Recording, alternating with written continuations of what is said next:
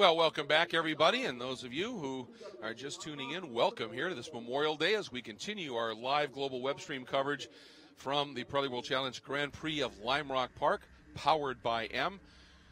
Really appreciate you all tuning in. We just completed a few moments ago the first of the doubleheader day here for the Pirelli World Challenge GTS Sprint X Championship. Coming up now, in just a couple of minutes, will be the fifth round of the Pirelli World Challenge GT Sprint X Championship. And I'll tell you what, these cars, these GT3 cars, with the pace and the performance that they are capable of around this 1.5 mile track, it's truly downright spectacular, Cal. It really is. I mean, these cars are perfectly suited to the fast sweeps of this bull ring of a racetrack. They're going to be spectacular to watch. I think the start is going to be key. With the downforce on these machines, it's pretty hard to, stay close to the car in front of you with the aero aids that they need to get through these sweeps. I think you're going to see guys really aggressive on the opening lap. The interesting thing, when you get to turns 1, 2, 3 here, which is basically Big Bend and the S's, those are all relatively slowish corners. You're not into the aero so much, so there you can run side by side. There you can make things happen. But these cars, because of the aero dependency on it, not always great with mechanical grip, makes it kind of intriguing. It does. It really does. But once you get to no name, then it's all about high speed. Absolutely. The uphill, West Bend, the downhill, and brake zone into Big Bend. So it's going to be great to watch this, and there's certainly some great storylines throughout the field today. Absolutely beautiful morning here unfolding. Still a little overcast. That's supposed to break up just a little bit as the day unfolds. But after Saturday, when these guys went unqualified, when it was steaming hot here, then a big day off yesterday, rain, cold temperatures, and this is their first appearance on the track today, and again follows the Sprint X format. So both drivers, when they get in the cars today, it'll be their first time in. Yeah, and it's an interesting dynamic to have a full day off. Typically, you're either rolling from qualifying to a race later in the day, or certainly the next morning or whatever. But to have a full sort of 36, 48 hours between sessions is a very different deal, and a lot of racing was watched yesterday, but no racing took place here, certainly at Lime Rock Park. So for the drivers, they're used to it. They've been here before, majority of them anyway, so they're used to having that little break in the action and regrouping here. But the racetrack is going to be very different with these cooler conditions. Should give them a lot more grip, or at least in the longer runs, the car should stay underneath them a little bit longer. And with the GTS race just unfolding with a big field, over 30 cars, there's now a fair amount of the Pirelli P0 rubber back down on the track where it may have been washed away a little bit by the rain. That's not going to hurt. No, it's all going to help. And this is Sprint X format, just to reiterate, 60 minutes is the length of the race. Pit stop window starts at 25 minutes in and finishes at 35 minutes in. And your time spent on pit lane must not be less than 62 seconds, which should equate to 45 seconds with the car being stationary, and then a 17-second pit lane delta. And in GT competition, unlike the GTS race we just got through, mandatory driver change, mandatory 4-tire change as well. So a lot of work to get done in that 45 seconds, as opposed to some of the GTS runners who just sat still and stayed behind the wheel. Now, and interestingly here, you talk about one of the big changes this year, the mandatory tire change, which we did not have last year. Also, just the tire rule in terms of the sets of tires that a team is allowed to have and how they utilize them, that's changed. Yeah, before you had to start the race on the tires that you qualified on. Now you get an allocation for the whole race weekend and choose them how you'd like to in terms of the most efficient way of getting through and having the maximum performance. We see a few of the drivers having a quick chat with their crew chiefs, the team members. We see Darren Lord there in the background, program manager for the K-Pax team. And Wolf Hensler, always great to see Wolf in our pit lane. Teamed up with Scott Hargrove this year for the Pfaff Motorsports Group. Yeah, he's such a character. And obviously he's got connections with Darren, with the Flying Lizard team and the Porsche history back in the day.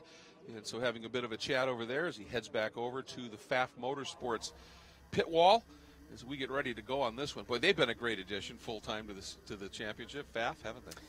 Really a cool group. Steve Bartolotti leads the group there, and Joe LaJoy is their engineer. And Scott Hargrove has been sensational coming out of the box with sweeping the opening round of the Sprint Championship at St. Petersburg. But he's found that this championship is not going to be an easy picking because the competition is tough. He's coming off a race at CTMP, his home race, where he really felt he should be able to clean up there. And he struggled. And that's just really a testimony to how strong this grid is. Yeah, it is. Obviously, it's down on number and car count a little bit this year from last year, but not in terms of depth behind the wheel. And there have been some absolutely delightful surprises unfolding. I think the biggest one, you've got to look at the number 55 Lamborghini, and just what Yuki Hirata has been able to do this year, Cal, including a win at one of the most prestigious races on the circuit. Yeah, no, he won at Long Beach, and he certainly had a great season. And Brissan has been very fast this weekend as well, his teammate in Sprint X competition. So struggled a bit at CTMP, seemed like the car wasn't really suited, couldn't get a handle on the setup. And if you don't have the car underneath you there, it's going to be a long, long weekend around the very demanding circuit there north of the border. And we should probably point out in one of the cars, and it's one of the cars that will start in the front row, the bright orange CRP de Vilbus Audi. We have a change in the co-driver that will be running with Daniel Morad here this weekend. Yeah, and he's a quick one. Raffaele Marciello is Italian. Was part of the Ferrari driving academy, so he's got good roots, a good background, and he has been really immediately on the pace. I mean, he's going to have some fireworks going here today when he jumps in the car. He's had some podiums already this year in some pretty prestigious events, and he's very, very highly rated by the folks at Mercedes-AMG. Yeah, they like him a lot, and just a little switch up for CRP and Nick Short, just seeing what else was out there. Marciello was 2013 European F3 champion back in that day with Prema, which is the hot team to be with. And then he was actually a reserve and test drive for the Sauber Formula One team. So his background is stellar. Yeah, been a great addition, as you said, hasn't missed a beat showing up here and running at this track. And again, here in Sprint X format, you've got the Pro, you've got Pro-Am, you've got Am-Am, and then we also have GT Cup, and we have one car that's entered here in GT Cup, and we'll talk about that in just a little bit. But as the grid seems to be set, down at the front of the grid is Pilar Lastra, and it is about that time for us to get you to the front of the grid for the command.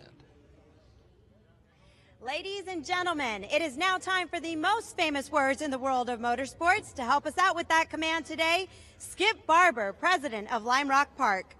Gentlemen, start your engines. I'll tell you, Skip Barber, what a career he had behind the wheel, what a career he had helping people get behind the wheel with the Skip Barber Racing Schools over the years, and certainly with his ownership here at Lime Rock Park. But with that, let's get into our Pirelli storylines. And the first one has got to be Mercs are on the prowl. Yeah, they lock out the front row. The 80 car with Mike Skeen for Lone Star Racing. Another pole position. He and his teammate Scott Heckett coming off a victory at VIR. And on the outside of the front row is the number 2 CRP machine. They're off a sprint race win at CTMP just a week ago. And a new teammate today for Daniel Morad. And you've alluded to this a little bit. Our second one is Hargrove Learning Curve.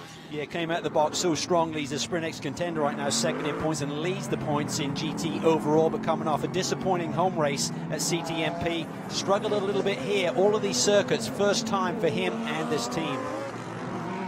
Absolutely, and as the first of the 2 formation laps start behind our BMW M4 CS safety vehicle, we very much appreciate BMW providing that. The third of our Pirelli storylines is a big development for the Bentley boys. For more on that, let's get back down to Pilar.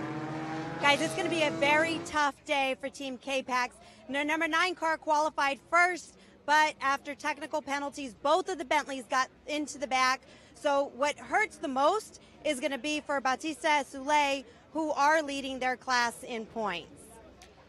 Thanks very much. Yeah, that was a huge development, and it's critical certainly for those in the points, and it's going to be interesting to see just how the K-Pax boys play it with Bentley, with the number 9 Bentley.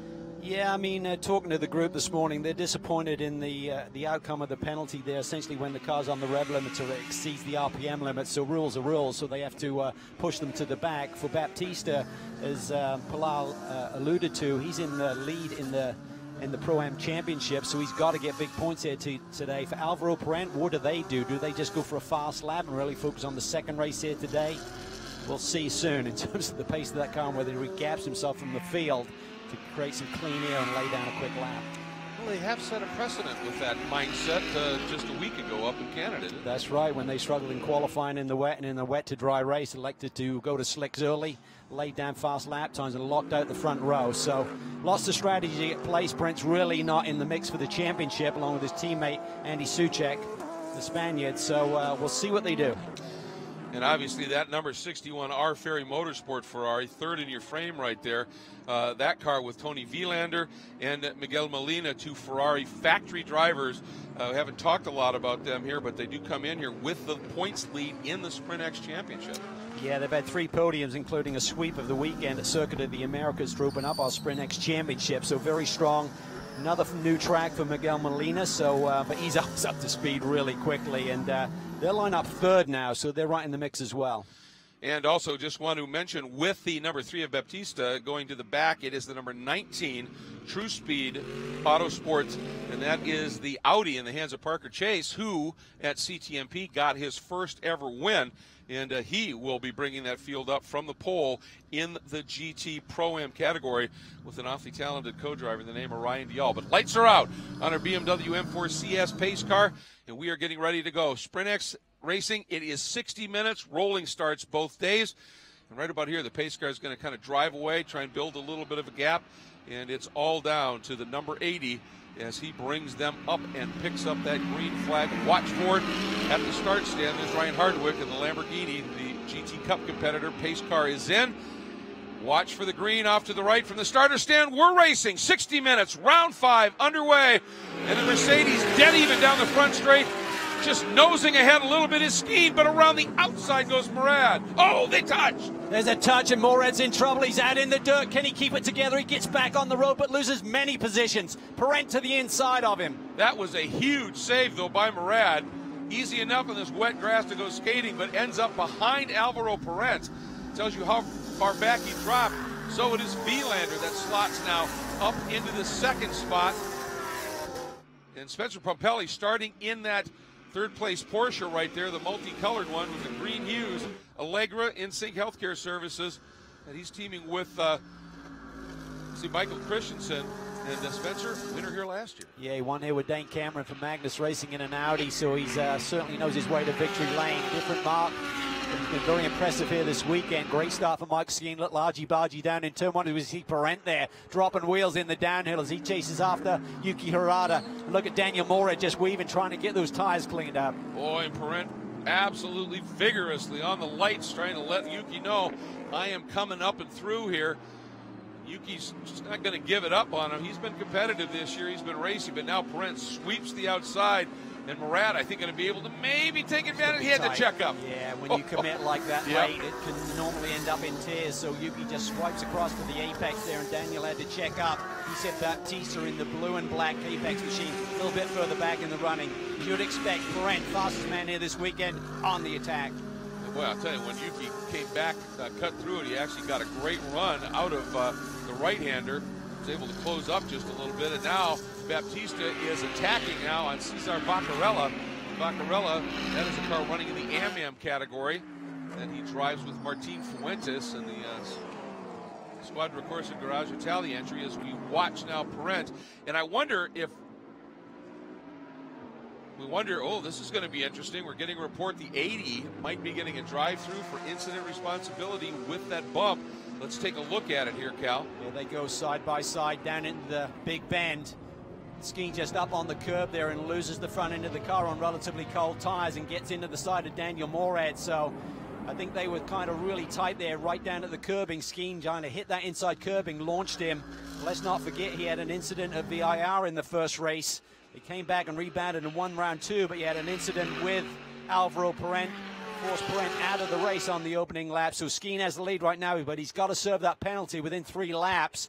Otherwise, he will not be scored, and that will give the lead to our championship leader, Tony Vilander.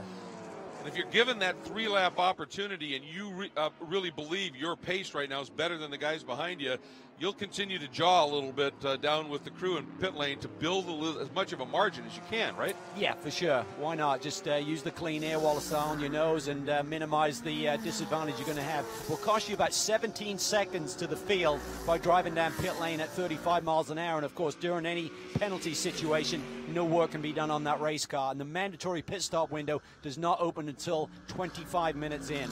All right, now watching for Skeen dropping through the diving turn. See what the plan is right now. And for Murad, obviously, he's behind the wheel. He's got a new co-driver this weekend. Everybody calls him Lello. Marciello, and he's with Pilar. Yes, I am here with Raffaele from CRP Racing. You guys had a really tough start. What is the strategy to get back up to the front? We'll see. We have to push and to have a clean pit stop, and then we'll see where we are at end. Good luck, Raffaele.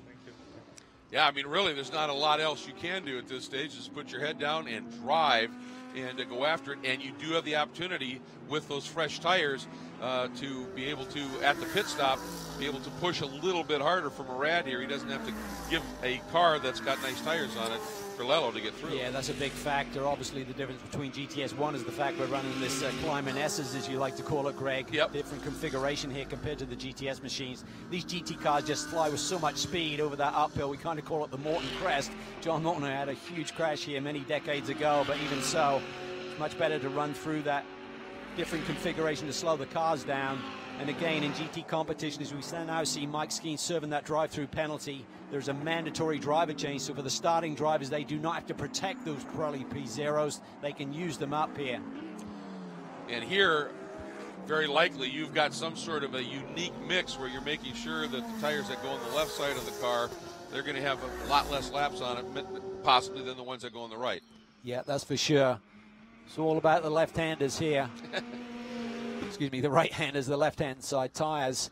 Look at this. Hargrove's having a nice run here. We talked about the man who's very much in the mix for both the Sprint X and the overall GT title. He's coming to these racetracks for the very first time and talked to his team manager, Steve Bartolotti. Oh, there, Hargrove really lured there through that downhill. He's hanging on right now as he's chasing after Pompelli in a similar car. It's just tough to get with the competition level in this field, Greg, and then to be hitting racetracks for the first time is really hard to get to the sharp end in qualifying. Well, in this track, when you look at it on a map, you go, okay, it doesn't look that tough, and you get out there and you can go fast here fairly quickly, but it's those last few tenths. This place just really is unique, and it's got its nuance, doesn't it? It does, and that is the key word, nuance. Just finding those last few hundreds is really hard to find when you don't know it well.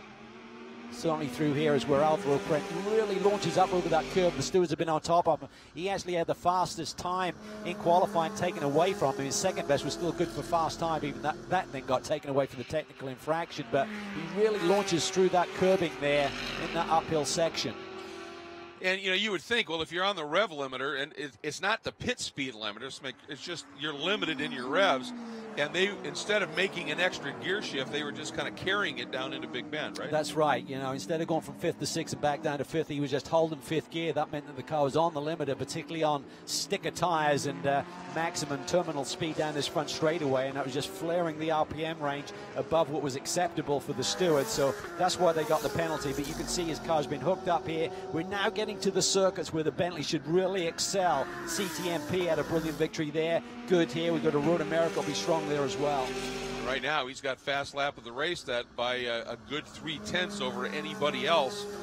And remember, that is what determines where you start in the second race. And once again, as we see him, you know, just running, using every edge of that track, you want to get points. He's not necessarily in the points championship, but you want a good run. But you want a car that can just be wheeled back onto the track in just a few hours. Yeah, you certainly do. And for them, they're really focused on the second race, even though they got really high up into the top 5 here, currently running in the 4th position, which they weren't sure about.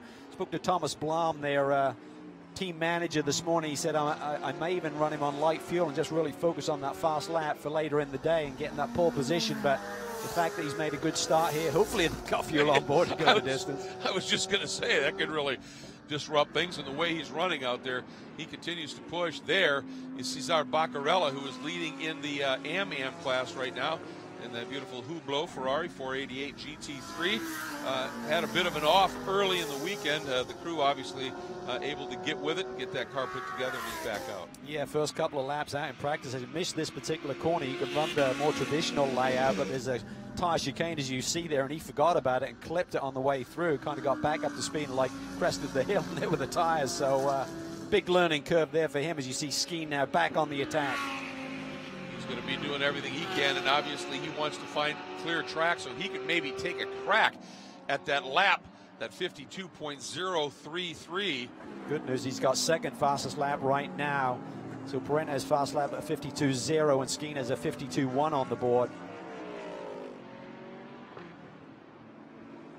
And these boys, although they're not running the entire season in terms of also running in the sprint races, this ACS Manufacturing, beautiful Mercedes from Lone Star Racing, is in it for the full Sprint X Championship at this stage. And again, you get awarded overall points, not your class points, if you're running in the Pro category. So getting around this AM car, it is critical.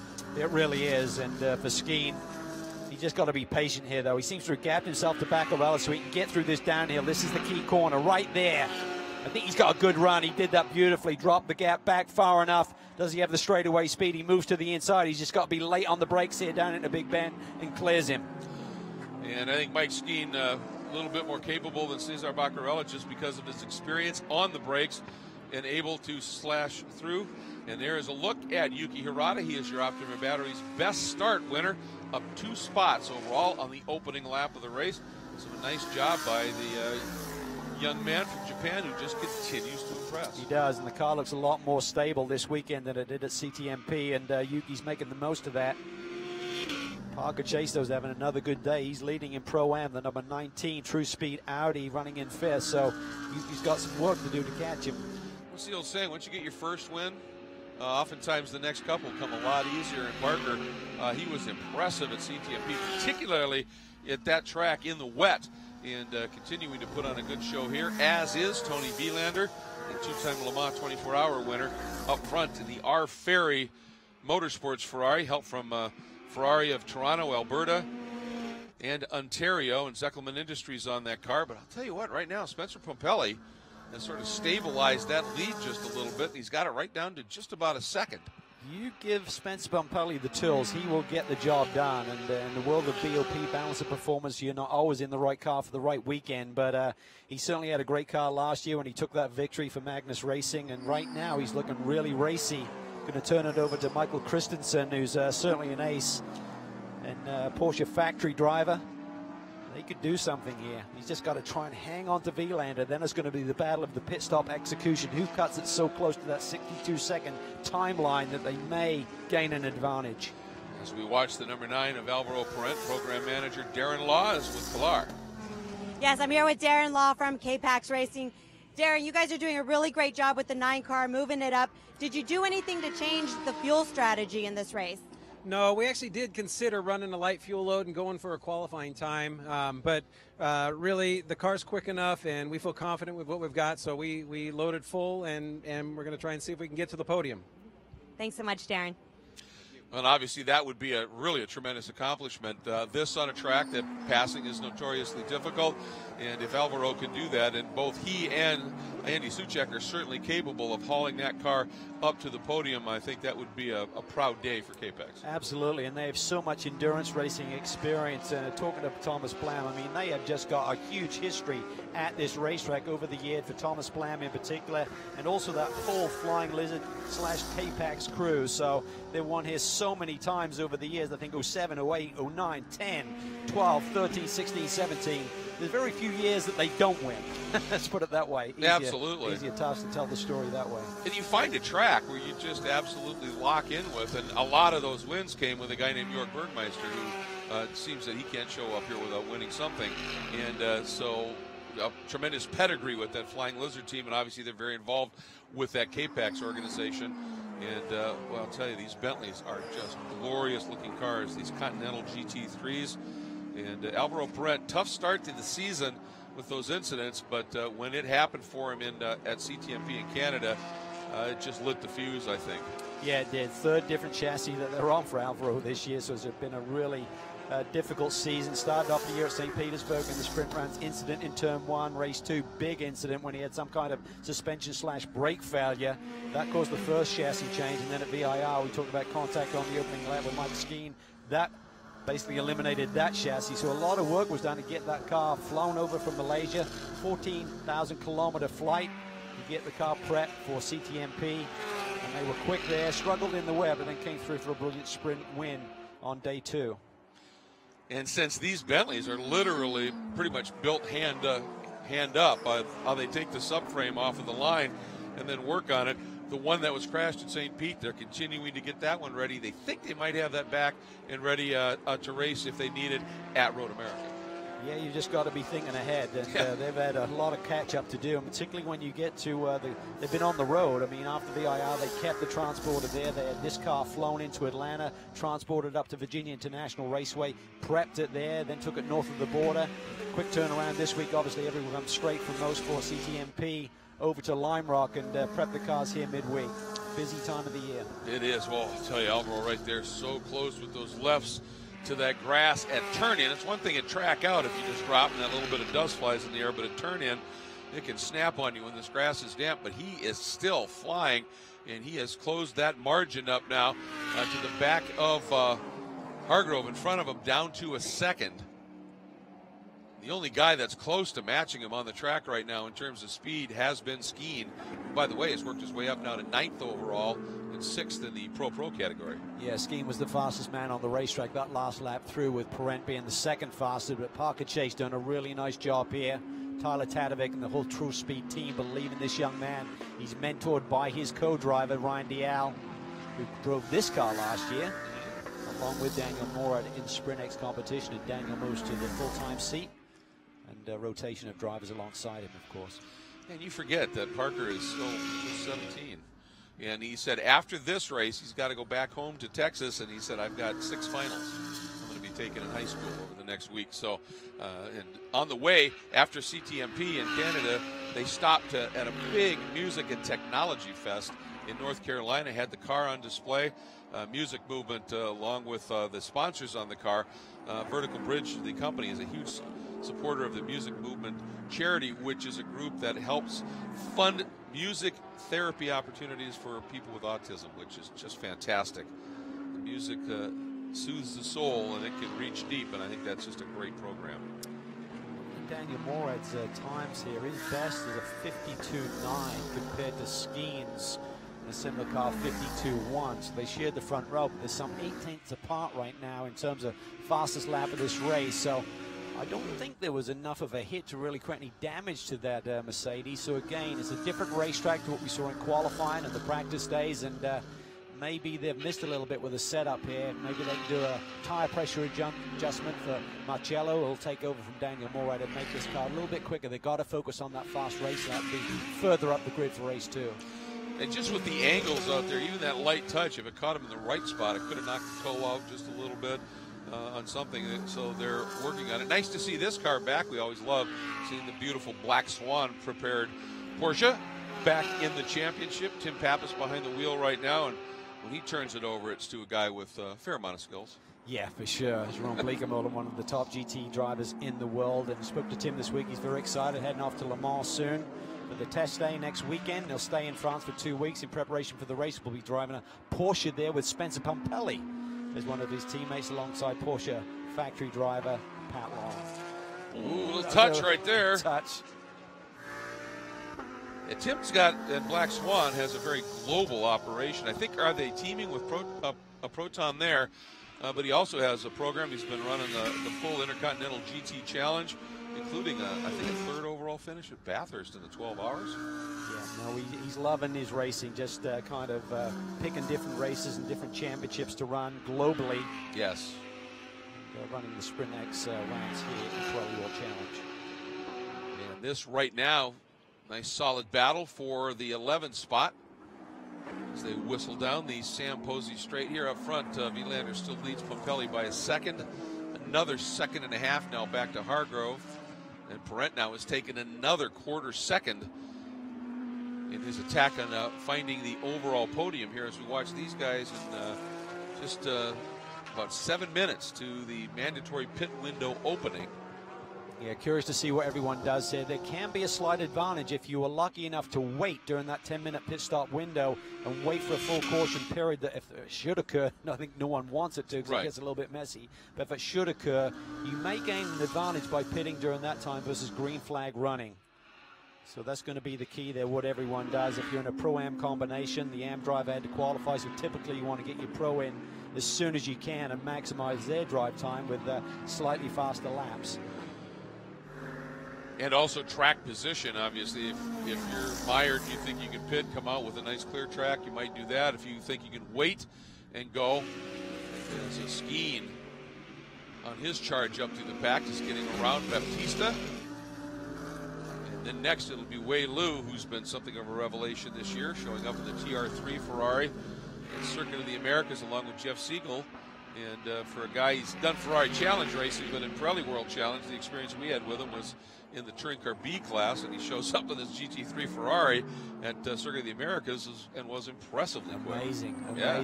I think what that does, though, that sets your targets a little bit higher. True. And then you can be somewhat frustrated. And Mike related Skeen, to my golf game, yeah. I can have a good round, expect to play well for the rest of the year. Sometimes it doesn't happen. Well, at least you can say sometimes on that. And I'll tell you, I've said for a long time, Mike Skeen behind the wheel of that number 80 Mercedes right now, he's America's best kept secret, and I cannot figure out why he stays a secret like that. He's got such a tremendous skill set. I think it's just he's nice and quiet, and he doesn't, he's not a chest thumper and the like, and as a result, maybe flies under the radar more than he should do. Yeah, absolutely, and I think his young teammate as well, Scott Heckert, he's just gradually getting on with his GT racing scene. Did some time over in Europe in the Blancpain Endurance Championship with the big Mercedes team, Black Falcon there, put in some very impressive performances, and he's been up to the challenge as well, being thrown into the deep end with some of the pros. He's doing a really good job this year. I'll tell you, that charge Skeen put in at VIR, and Heckert did exactly what he needed to do. He provided him a car that was in a very stout position, so when Skeen got behind the wheel, he could go out there. And for Heckert, like you said, just not that level of experience, but clearly tremendous pace. And Parent, those lefts were off in that dirt for a while there. They were, and I think what he's going to need to do, he wants to be as tight to Hargrove as he could possibly be if they both pit on the same lap. And even if they don't, just try and minimize that gap to the leaders right now. Down through Big Bend. Exit of Big Bend is turn 2, then into the lone left-hander here. Yeah, what you can do with a setup, you can run what they call an asymmetric geometry setup and really just focus the cameras and everything on these right-hand turns. Kind of give away the left-hander a little bit, but you can see it's still an important corner because that gets you set up through the right-hander on a no-name where you carry quite a bit of speed. That's where that Bentley really uses all of the curb, and he actually ran afoul of track limits during qualifying on Saturday. And considering, as you said, these are mostly right-handers, the loads on the left are big, having the driver on the right in those Bentleys sure can't hurt. No, that's for sure. Yeah, good point. Yeah, it really does. You want the weight on the inside. He's looking, just showing the mirror, or showing the nose in the mirrors to Hargrove. Hargrove just floats it in, just trying to carry every ounce of speed that he can.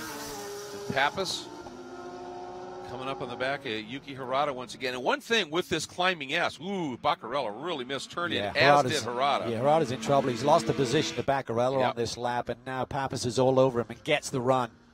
Down to the inside. Nice job there by Yuki. But that's one thing, whether you like or you prefer the traditional layout here, as many do. That climbing S, the turn in there, if you get a run out of the right-hander, it is, it does create something of a passing opportunity here that doesn't exist on the traditional layout. Yeah, no, it does. It changes it completely.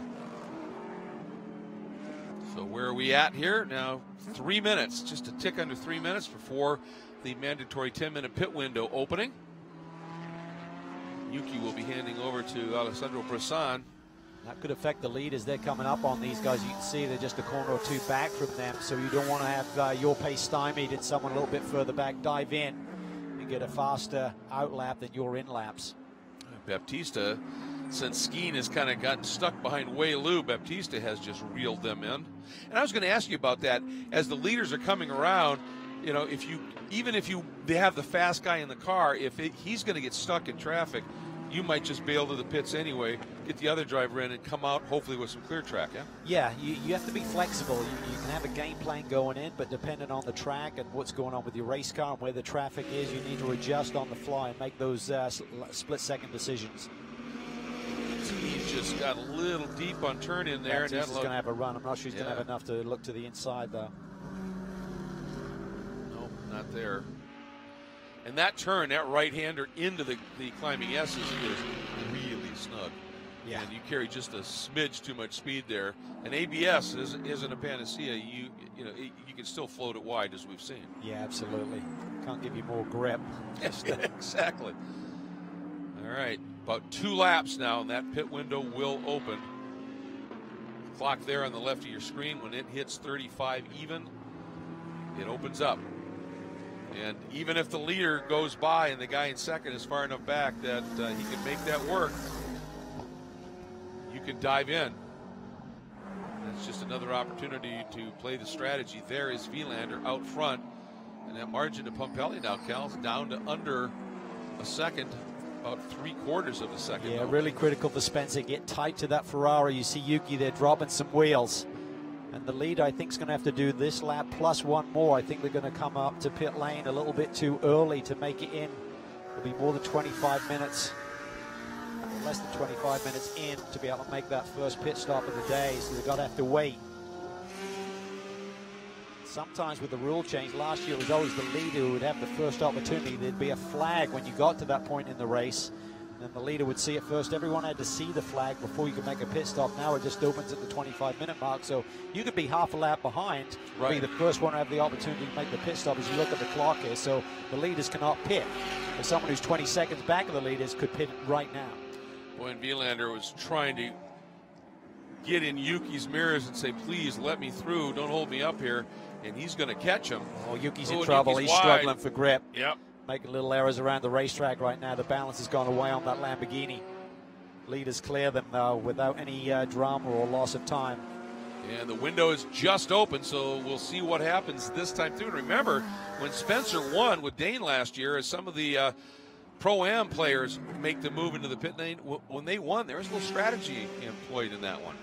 Yeah, I mean, it's so critical in how you do it, how you cut it, and then you can't be too fine. You don't want to be within hundreds. If you're within hundreds or 2 or 3 tenths of a second, you probably made a mistake in terms of that pit lane delta of 62 seconds. Let's see what Ferry does. Do they keep Vilander out? Yes, they do. Same with Allegra. Spencer stays on track. Hargrove. Yuki's in. And Parent. And Yuki turning over to Alessandro Brisson. And with this short lap and a 62-second pit lane delta, essentially it's about a lap and a half, Greg. So, you know, guys staying out, they'll gain a lap plus on the rest of the field. And if there was a yellow, we keep talking about the potential. No one wants to see it happen, but if there was a yellow during that pit stop window, you should lose less time by pitting then than doing it under green. And there is the number 3 Bentley, and Baptiste out, turning over to Maxime Soulet. And Soulet drops the hammer when he gets word from the crew, just in front of the 31. 63 seconds. Nicely done in front of Siegel. Theirs was 64. 64.6. Yeah, and that leapfrogged him. Yeah, and here comes Tony Vilander. Pumpelly's going to stay out. Hargrove comes in. Parent comes in. Just trying to maximize the exit speed off the downhill and get back across for that pit lane. And you got to get it wheeled down to 35 miles an hour. Now it's mano a mano between the teams here. Who's going to execute the best? And Hargrove had that car sideways when he came in. Let's watch this stop. Vilander in. There comes Miguel Molina. One crew member can help only with the driver exchange. 2 guys, 1 gun on those tires. Yeah, you've got to orchestrate this. There's not a lot of time to spare. You can't afford any snafus. Otherwise, forget just releasing the car. The car has to be serviced. Saw a couple little bobbles getting the gun on that left front wheel nut. He made it work. You need the tires done before the driver change is done. All the teams will do it slightly differently in how they orchestrate this. Tires are done. Driver change is done. They're going to wait. They'll know how long they need to keep stationary. It should really relate to about 45 seconds with the car stationary. Takes off, and let's take a look and see what they do. 63.9, so they left a little bit of time on the table. Hargrove 62.7, and that's why they leaped him. That is a great stop by the FAF crew. Oh, you're right behind him, actually, because obviously Vilander came in with a bigger gap than that, but on the pit stop exchange, they gained time. What did Parent do? 63.4. So slightly better than Hargrove's car, but behind him, now you see Christensen sideways through the right-hander trying to get the temps up. Remember, they're on fresh tires right now. Who can get their car to come to life the quickest? Look at Molina struggling for grip there in the uphill. On this track, what, 2-3 laps before they're really right? Yeah, because it's such a short lap. So this is where the boys really earn their money right now, putting the car all on the line without making a mistake. You don't have the tire pressure, you don't have the tire temperature.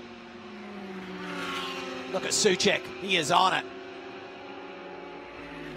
Souček looking to the inside, down in the brake zone, not close enough.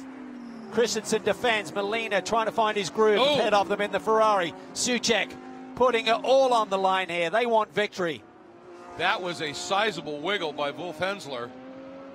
That car's taking, it seems to me, a little bit longer to come in. Yeah, excuse me. Hensler, not Christensen. All right. Into the climbing S. Hard on the brakes for this right-hander. Pompelli has turned it over to Christensen. That is 63.1 second stop. And there they are. They're out ahead of these guys. So by staying out, Spencer had a great outlap. Basically, you do the overcut on the pit stop exchange, Greg. What you're looking at there, Spencer on hot tires. Faster lap than Molina's outlap on cold tires. Well, Spencer clearly executed. Now it's up to Christensen. And if anybody knows how to drive a Porsche on slightly under pressure tires after a pit stop, it's a factory Porsche guy. Yeah, for sure. So great execution there by the Allegra team. That's one of the factors, getting a clear lap on those hot tires and laying it down is almost like being in qualifying. It's like go time. Make it happen. Spencer Pompelli made it happen.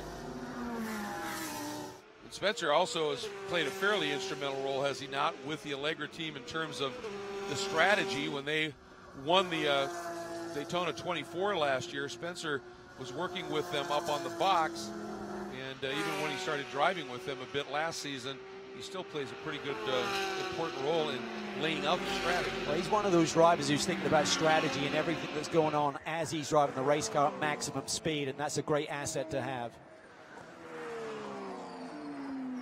Settling in here, and then you get in that aero effect by following these cars around these high-speed sweeps, which you're going to get into after we get on to No Name. Molina's so impressive learning these circuits for the first time, just like Scott Hargrove. There is Christensen.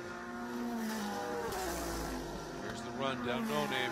Marcello just laid down fastest lap of the race at a 51.9. He is on fire right now in terms of pace. The number 2 CRP Mercedes AMG. There's a reason everybody in Europe certainly has a buzz going over Lello Marcello. We're seeing why here now stateside. Down the hill, Molina. First year, I think, is full factory driver for Ferrari, for Miguel. Yeah, ran in the World Endurance Championship last year. Ex-Audi DTM pilot. Here is Scott Heckert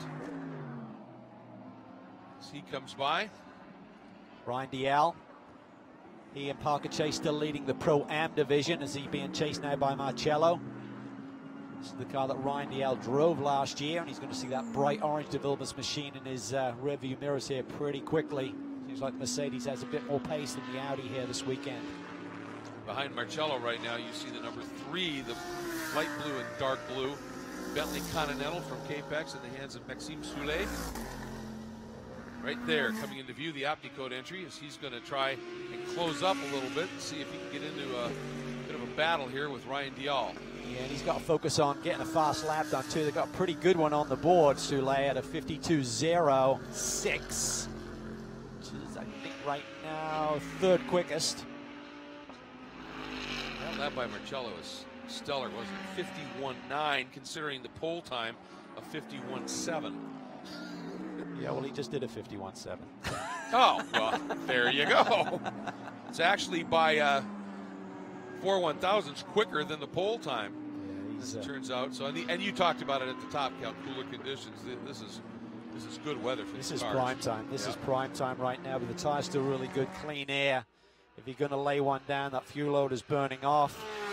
And there'll be kind of the two curves kind of cross over in terms of the car weight coming down, the tire performance coming down a little bit, and right where they kind of cross over is the lap or two where it's the sweet spot where you got a little bit less weight on board, but the tires are still good. Obviously, Christensen on the radio at this stage to his Allegra crew going, hey, gents, anything you can do to chat with the Black Swan lads? And the problem is the guy that he's coming up behind. This is interesting. Late in the window, they opted for it. Yep. They've skiing out there as long as they could. Scott Heckett now jumping in. Marcello just dropped the fastest lap of the race down to a 51.6. Boy, they need to trim this stop to the absolute closest margin. Yeah, very much in recovery mode. Yes, exactly. Scott Heckett, when these tires get used, to try and find a few more tenths here. His teammate laid down a 52.1 early in the going, but that will not be enough for even the front two rows. So can Scott Heckett on fresh rubber here? And one of the rules is you have to shut the car down, so there's always that. There's the concern. That's what I was wondering about. I don't know. It won't fire up. Yep. This is costing them huge. There it goes.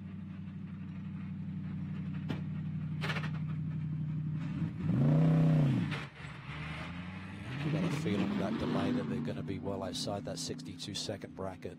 Yep, I think so. So now, Skeen had an awfully good lap, obviously, while he was out. Oh, that hurt. What was it? 84 seconds. Oh, my. Yeah, that car was cranking for a long time before he found life. So now it's all about just getting into a rhythm. Really cost them dearly in terms of position here today, but just try and lay down a fast lap for Scott Heckett.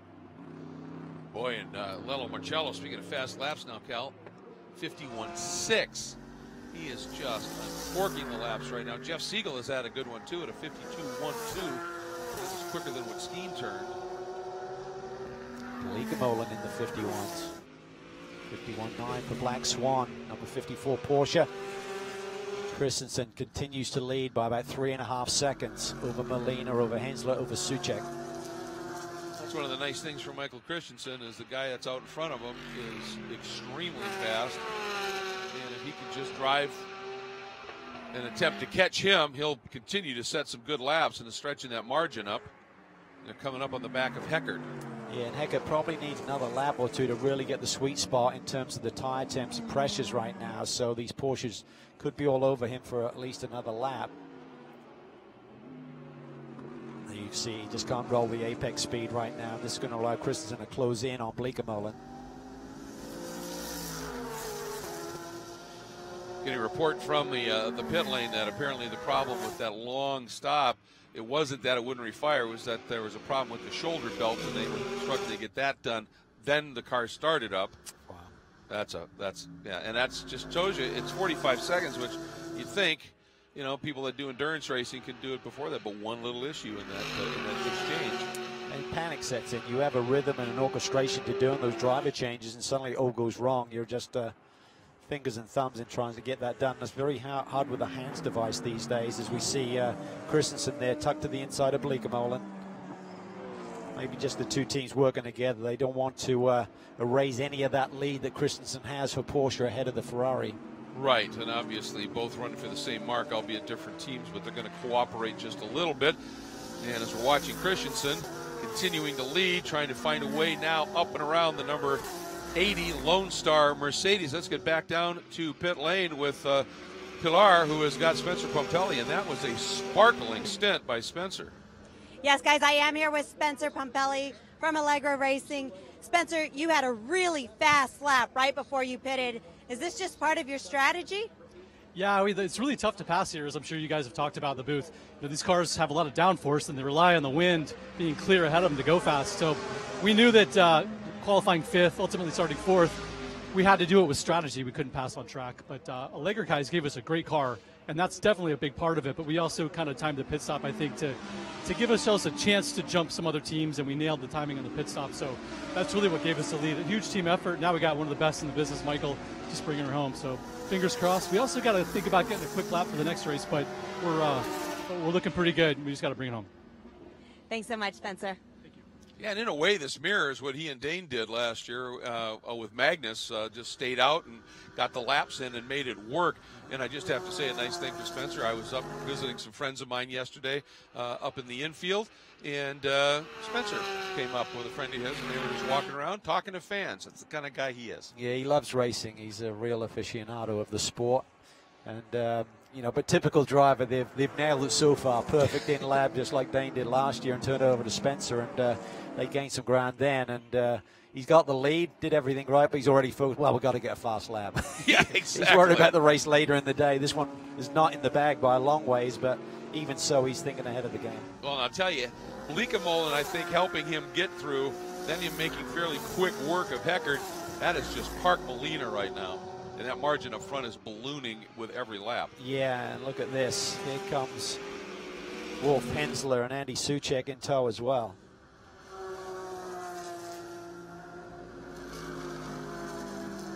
Ferrari whistling through again. Molina second, Hensler third, Soucek fourth, and then in fifth overall continues to be the True Speed Audi in the hands now of Ryan Dial, but you can see it's well back the order at this stage. Now Molina able to slide through on Jerome Bleekemolen. Dial still leads the Pro-Am class though with Parker Chase, so still a good day for that group, and that's what they're totally focused on.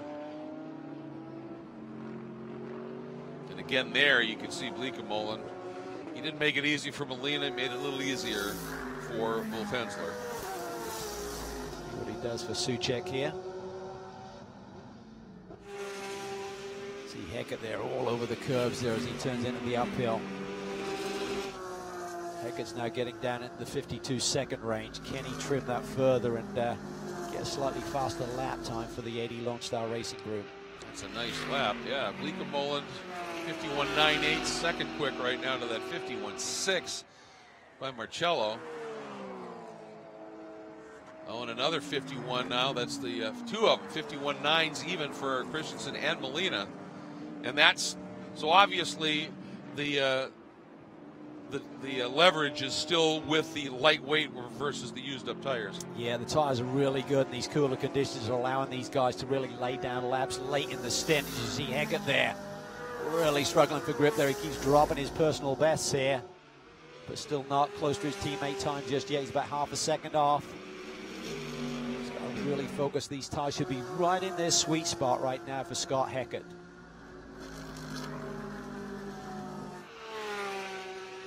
Just enough of a margin that it's not like Molina's going to be attacking on him here, so he can really sort of pin his ears back and try and throw one down.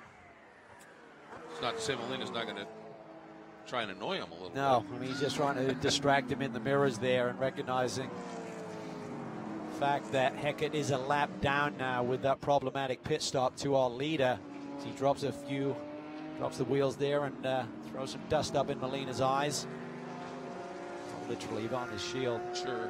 And that's interesting too. I mean, it does create a dynamic because if you don't need that lap for the next race, and the like, you know, and you're a lap down like this, you might let the guy go through. It's not, you know, it isn't really affecting things too much, although you hate to drop a lap. But when you need that lap, you don't want anybody in front of you because you're not going to get it when you're in traffic. That's right. Heckert's finding good rhythm there. Really good uphill section there to see what he comes through with. He keeps dropping his lap time by about 1/10 of a second each lap, down to 52.6 now is his personal best in the car.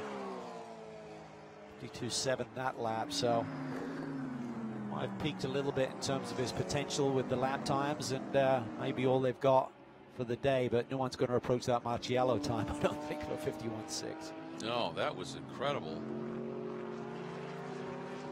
And that happened very shortly after that stop. I mean, he got that lap time in a hurry. Yeah. That could be a strategy, too, in terms of the team's starting pressure.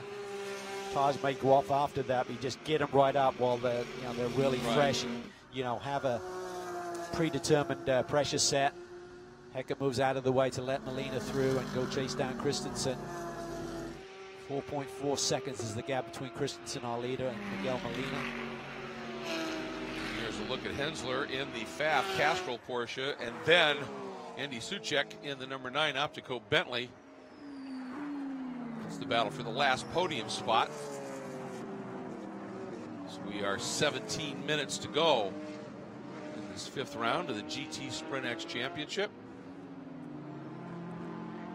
Soucek, fast lap in that car, 52 flat. Last lap of 52.6. Quicker than Hensler, though, by some 3/10. Kitzler there, really searching for every ounce of grip from that Pfaff Motorsports Porsche coming through the right-hander on a no-name. Beautiful little drift. Wolfie still very much on top of his game.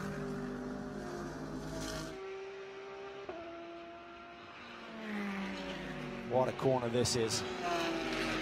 Oh, look at that. Yeah, that car's loose, yep. Greg. The 96 machine definitely a little bit loose. Well, and there's Ryan Hardwick, who is our lone GT Cup competitor, struggling just a little bit in the one farm entry. Back to looking at Wolf. And that car, when Hargrove made the move toward pit lane, that back end stepped out pretty good. He had 2 big black stripes as he drifted it over to the pit entrance. So I think that car maybe started loose and they just haven't been able to do anything with it. And during the stop, you don't have time to do anything significant. If you're going to do a tire pressure change, you're going to have it done already, those tires, right, and hope that works, right? Yep, absolutely. It's a discussion between the starting driver and the engineers. What are they feeling? What can we do? What is our strategy? Are we in the game for a podium run or a strong result? Oh, and this another incident. Yeah, the first one looked like he hadn't had any contact. He certainly has here. It's down at the exit of the entrance to Big Bend. Key is, can he get moving there? Saw the car move momentarily like he's trying to find a gear and find traction to get out of there. Close look at the radiator grill on the 96 car. A little bit of debris in there, but shouldn't be an issue on a relatively cold day compared to earlier in this week. All right. After having led before the pit stops, they're in chase mode here in second in the R. Ferry Motorsports Ferrari as we go full course caution. Let's check in with Pilar. Guys, I did have a chance to talk to the group over here at R. Ferrari, and they said ideally they would have loved to keep Vilander in the car a little bit longer, but his tires were going out. He said he was very comfortable in the car, but they had to fix the tire situation. Fresh tires with Molina waiting. So right now, not only are they just focusing on moving up in the race, but also their qualifying time for tomorrow. And they've got one of, 4 laps right now that are sub 52? Yeah, I think they're second quick, though, by just a few hundredths. Number 2, Carl Marcello, has the fastest lap, and then there's 3 cars at 51.9, but they're just marginally quicker than the others. And up at the front, you just get a glimpse there it is, of the BMW M4 CS. Just want to thank BMW again for their support this weekend at the Pirelli World Challenge Grand Prix of Lime Rock Park, powered by M. And the M4 CS is the 3rd special model derived off of the current generation BMW M3, M4. And it's actually derived off the M4 that has the competition package on it, but they've added some additional technical solutions, sharpened up the driving dynamics just a little bit. 453 horsepower, 0 to 60 in 3.7 seconds, and it weighs 65 pounds less than that M4 Coupe that, even with the competition package on the M4 Coupe, just through extensive use of carbon fiber components, it is a really nice car. And BMW also providing us with the X5 Sport Ute, that is the rapid response emergency vehicle for the series. So big thanks to BMW here this weekend. So now, dynamic changes here. Yeah, absolutely. This is going to be interesting. Yeah, you got some fast cars a little bit deeper in the pack right now. There's fast cars up front, certainly, but when you look at who's got the fastest laps of the day, certainly Marcello has been dynamite since he's been in that bright orange machine, but he's way back, 6th in the order right now. As we see them already, nice job getting over there and getting Hardwick's car hooked up to the strap. Let's take a look and see what happened with him. Again, down into Big Bend here. Catch it late, he loses it on entry. Didn't see any other car involved, so not sure whether he just dropped a wheel, maybe on the approach on the left-hand side. We caught it late, so maybe as he's turning in, Greg, if he just drops those left side wheels, possibly trying to maximize the radius. But yeah, well, we saw that puff of dirt, so something went awry.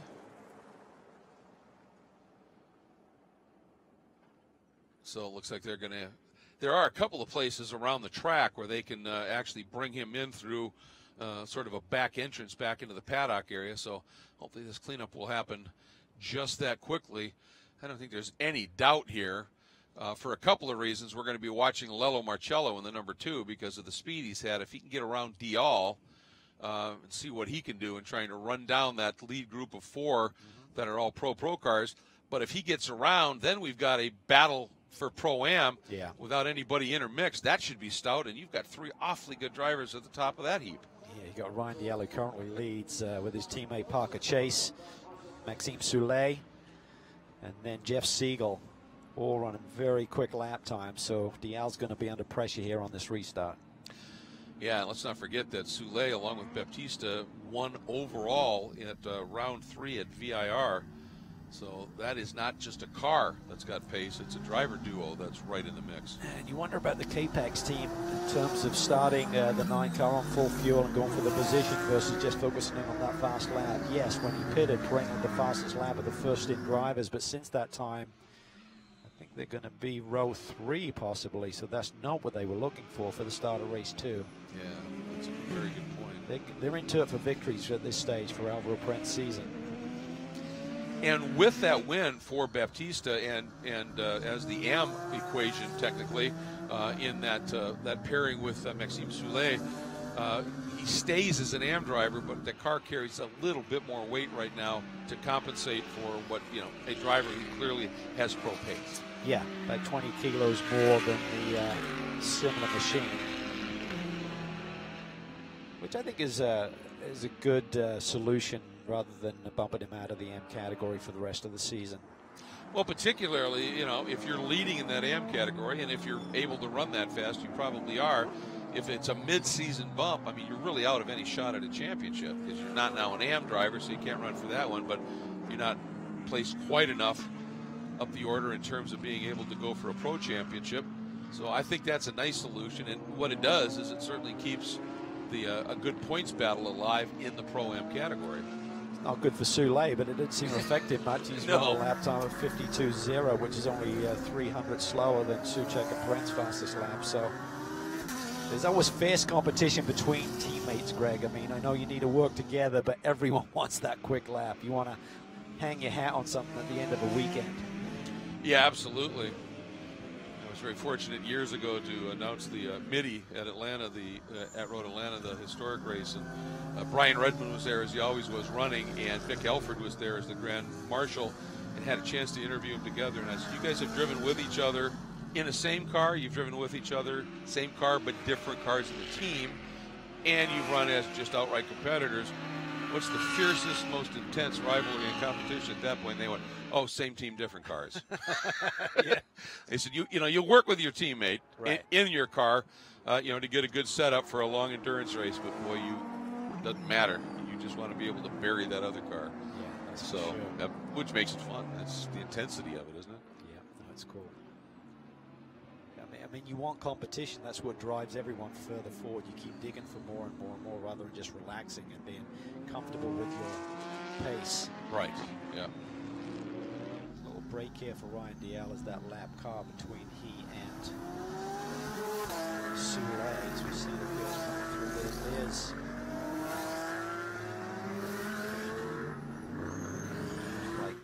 Prasanna's in the mix there as well, I believe. Well, right now we talked about leader in the Pro-Am category is the number 19 vertical bridge. That machine right there, the beautiful True Speed Audi. And Ryan Dial behind the wheel right now, but his young charge at 17 stepped out of the car and had a well-placed Pilar. Yes, guys, I am here with Parker Chase. Parker, it's a great race for you guys right now. You're leading your class. How did the car feel? How did the whole race feel for you guys? Car felt pretty good. We went out, started to fall off a little bit towards the end of my stint, but we're under yellow right now, and there's a few cars between us and the second place in Pro-Am, so I think we're in a good spot considering we go back racing here, and with just a few minutes left, so hopefully we can pull off another win. Thanks so much. Good luck, Parker. And you see also supported by the New Braunfels, Texas Convention and Visitors Bureau. And just a great program that they put together. And again, that music movement charity that they work with, I think, is superb. And he's a lad with a lot going on. He does. So there's Dial. He's got Marcello right behind him, which is not for positioning class. And then he's got a bit of a wingman in terms of Brisson in the white Lamborghini right there, protecting him from Soulet, who's going to be chasing after the class win in that blue and black Bentley. Yeah, keep in mind now, Brisson, that's a Pro-Am car, but they're down a lap to everybody else. That's why he's a nice little buffer, as he talked about. And then Lello Marcello. That's going to be fun to watch. All right, green this time. That BMW M4 CS down into the pits. It's up now to Michael Christensen. The restart acceleration zone is as you dip into the diving turn. It's all a matter of when you want to go, and he says right now. Oh, but Molina timed that well, didn't he? He went with him. Heckert went with him as well, and that's Gap Hensler. Suchek did not have the best of restarts there in the yellow Bentley. Hensler's going to try and get down inside of Heckert. He needs to get that position away if he can from the lap car. He does it. He was just enough alongside, clearly got into the view of Heckert. He saw him come through. And Heckert didn't want to wreck that car. Ooh, now though, Suchek going to dive to the inside. Yeah, and that was key. Yep. I mean, Heckert just does not want to spoil these guys' races. Exactly. He'll get paid back. He'll get paid back later in the season. You know, when he needs a favor, and they let him through, you bet. You need friends. and that stuff is remembered. Dial keeping Lello at bay. And what Dial would love to do would be able to slip around Martin Fuentes there. And that 07 Hublot Ferrari just dropping down the hill in front. There is Lello. He's anything but a mellow Lello. No, he is clearly somebody pretty special. Yeah, and it's fun for these guys to get their opportunity to make a bit of a breakthrough on the U.S. racing scene. So when these factory teams make that offer, typically they jump at it because it just opens doors for their careers. And Fuentes, of course, running in the Am-Am class here. He's always quick, always able to mix it up with the pros, so it doesn't look like he's slowing Dial down too much here, and Dial's having a good run here with just under 5 minutes to go.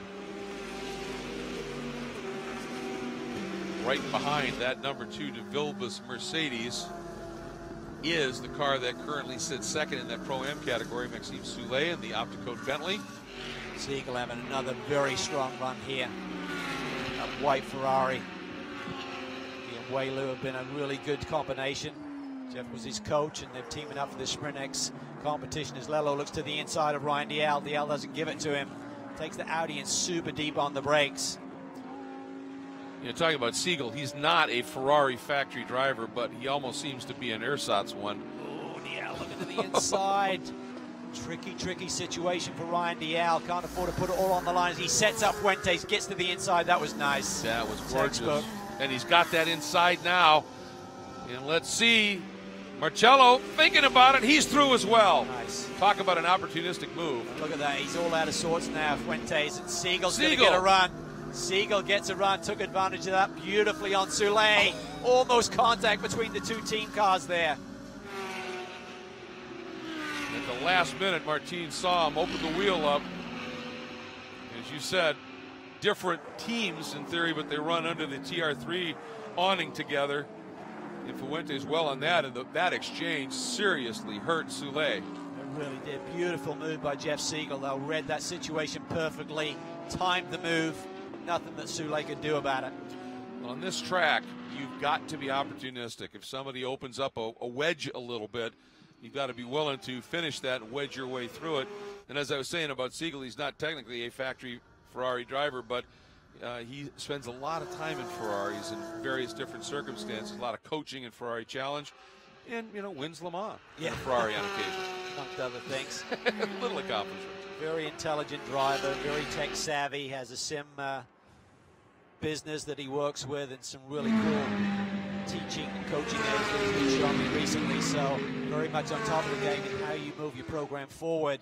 But up front, can Allegro break through and get their first win of the season here? Well, you see that the nervous looks on the faces as we're into our final 2.5 minutes of this 5th round of the Pirelli World Challenge GT Sprint Championship. And just a superb bit of strategy and execution by the team, and Spencer in the car to get those laps in while everybody else had pitted. And Christensen now has to do what a factory pro does and finish it. Carlos De Caseta there up on the pit box, watches on. And that overcut that they did, that in-lap with Spencer Pumpelly whilst the others were pitting and coming out on cold tires, was the key to victory here today. Boy, Molina's doing everything he can in terms of giving chase here. He's dropped Hensler to the tune of 2.3 seconds. Everyone running sort of mid-52, so nowhere near the fastest laps of the race. So they're just winding things down here.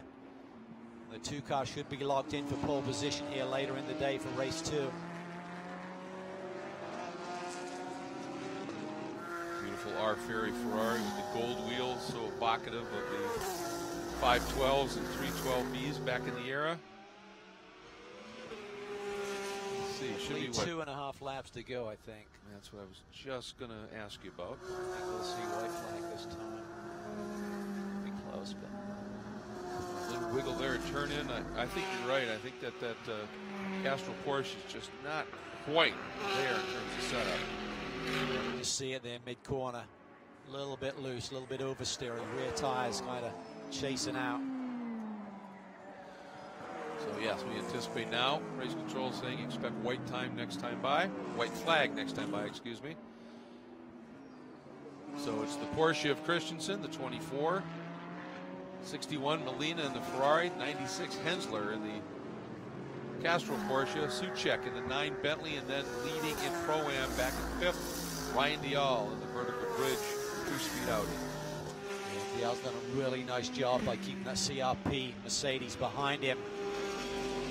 Good rebound for the FAF Motorsports Group. They'll be happy with the podium. The bad news is the guys they're chasing in the championship are right ahead of them. And Dial able to extract some pretty good speed out of this. And you think, well, you consider who won last year, it was an Audi. That won as the white flag comes out for Christensen with Molina slicing through in second. And that Audi should be a pretty effective weapon here, and they are showing it in the Pro-Am category. But right up behind him now is Lello. I think the bar has been moved a little bit with those new GT3 cars coming on the scene last year. Everyone knows them a little bit better. They're more fine-tuned and extracting more performance compared to the Audi. But again, keep in mind, even though this is not a battle in class with the all running in the Pro-Am class, Lello in the Pro-Pro, Pro-Pros get awarded overall points. So if he can sneak through, that'll help a team that is in the championship. But looking to the first win of the season, an absolutely superbly executed day of racing. Porsche wins at Lime Rock. Christensen brings it through. Pompelli and the team doing a superb job. The 61 Ferrari from R. Ferry comes through in second, and Hensler in the Castrol FAF Porsche comes through in third. So for Porsche, 2 of them on the podium, Cal. That's what that mark needed. It really did. Great race day performance by Porsche. Ferrari will be happy. A strong podium run for Molina and Wieland, the Sprint X Championship leaders right now. For the Capex team, they may be second-guessing their decision to go for the result here today rather than focusing on fastest lap for Perrin. Yeah, I mean, Perrin quickly set a pretty quick lap, but that's the one that stuck. Everybody else went faster still, so that didn't play out. And then Dial, along with Parker Chase, who did another superb job in the opening stint. 5th overall, winning in Pro-Am with Jeff Siegel and Wei Lu, 2nd in Pro-Am. In the TR3, Ferrari of Vancouver Ferrari. And then Maxime Soulet and Rodrigo Baptista, 3rd in Pro-Am in the Opticoat number 3 Bentley.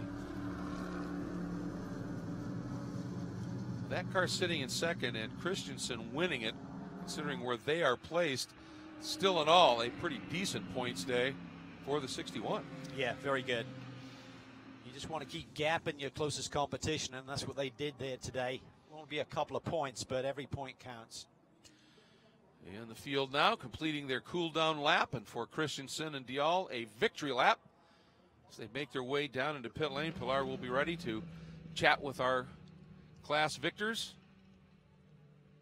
See the cars there running wide, trying to pick up the marbles. There's a ride height that you have to pass, minimum ride height you have to pass for post-race tech inspection. So if you're close to that, you just get those marbles on the tires. That raises the car up off the ground, essentially. The tires like a snowball.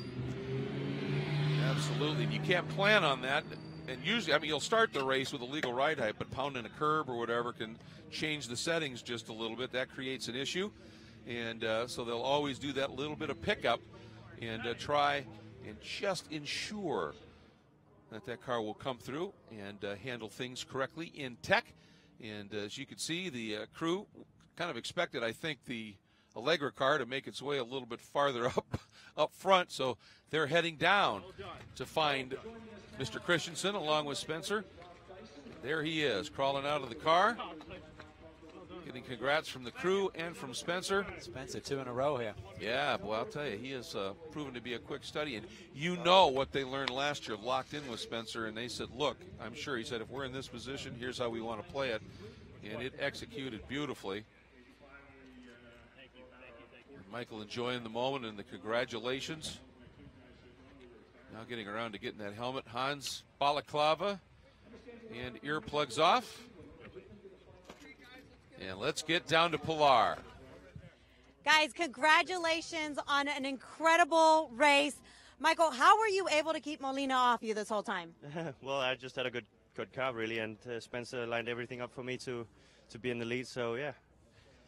Good Spencer, let's talk about the strategy to get him there. We have another race here, so I don't want to give any secrets away. But no, I mean, it all starts with a good car and good work on pit road, and that's what these Allegra guys do. You know, the car was fantastic. Michael said it, I said it, and we were quick in practice. We had a little luck at the beginning not to get caught up in the mess, but yeah, I think it was a good effort. Now we just got to buckle down and try to get it done again. Congratulations on the win, guys. Yeah, I mean, it was just great execution. It's not like that, Spencer. There's another race to go. I'm not going to talk too much here because we didn't use it all up in this one. Yeah, he's canny, that's for sure. But they executed that to perfection. Big win for that group because they started off the season without the pace in the car. They've been working on it in testing and the various races we've been to. Much sharper weapon right now. There are your pro results. Again, 2 Porsches in the top 5. Molina and Vielander doing a nice job, especially in terms of points. Parent and Suchek just missing the podium. Murad and Marcello back in 5th. However, with Marcello, the speed that he had will have them starting on the front row from pole position at this point. And I have a feeling as well that the Skeen Hecker car had a pretty good lap at one point as well. But let's get back down and check in with Pilar. Yeah, guys, very happy winners here, both Ryan and Parker. Ryan, how did you pull in the home run here? I had a pretty easy job, to be honest. Parker had a great stint, good start. We had a good race car too, so great to everybody at True Speed for giving us a good car. And Parker won his first race, last race, so I'm glad to share a win with him this time. Parker, are you really getting used to this winning thing? Yeah, it's been a long time coming, so it feels good to finally get a few. Congratulations, guys. Enjoy the victory. Yeah, he was so impressive when he was running the Ginettas and made the step up to GT3. We were all going at 17. How's that going to work? Pretty well so far. It's a second win for him, second straight win, essentially, when you include what he did at CTMP. Then Siegel and Wei-Lu, second here, and then Soule and Baptista. And for Soule, he just got trapped in that moment, and Siegel pounced with an absolutely phenomenal move. Yeah, it was a great move. There's some good racing out there today. I mean, you got some of the best pros in the business going hard at it on this bull ring of a racetrack. Pretty intense, and the boys really worked hard there today to keep it clean and get ready for race 2. And that's always at the back of your mind, Greg, with these double-headed days, not just weekends, double-headed days. You got to be focused on the big picture. Absolutely. Let's get back down to Pilar with our Am winner. Yeah, guys, we're here with Martin Fuentes. Martin, congratulations on your win. How was this race for you? I mean, Lime Rock is always a handful. Lime Rock, you cannot rest. There's not a big straight that you can actually pace yourself and think. It's a full-on game mode. So we're happy we got a P1 and keep fighting for the next race. Congratulations, Martin. Yeah, and that was a big key for him, was that be ready for the next race. I've got the car. We can get out there and do it, and that's that big picture thinking you're talking about. So that's going to wrap up our coverage here on our global web stream for round 5 of the Pirelli World Challenge GT Sprint X Championship at the Pirelli World Challenge Grand Prix of Lime Rock, powered by M. We are going to be off the air for just a little bit. However, we have races again, the second of the doubleheaders for GTS. We'll be on the air sometime between 2 o'clock, 2:15, thereabouts, and we'll just probably stay right on the air for a large part of it all the way to the end, because the last thing of the day is round 6 of the Pirelli World Challenge GT Sprint X Championship from Lime Rock Park. For Cal and for Pilar, thanks so much for joining us this morning, and we'll have you look forward to having you back with us this afternoon. Enjoy lunch.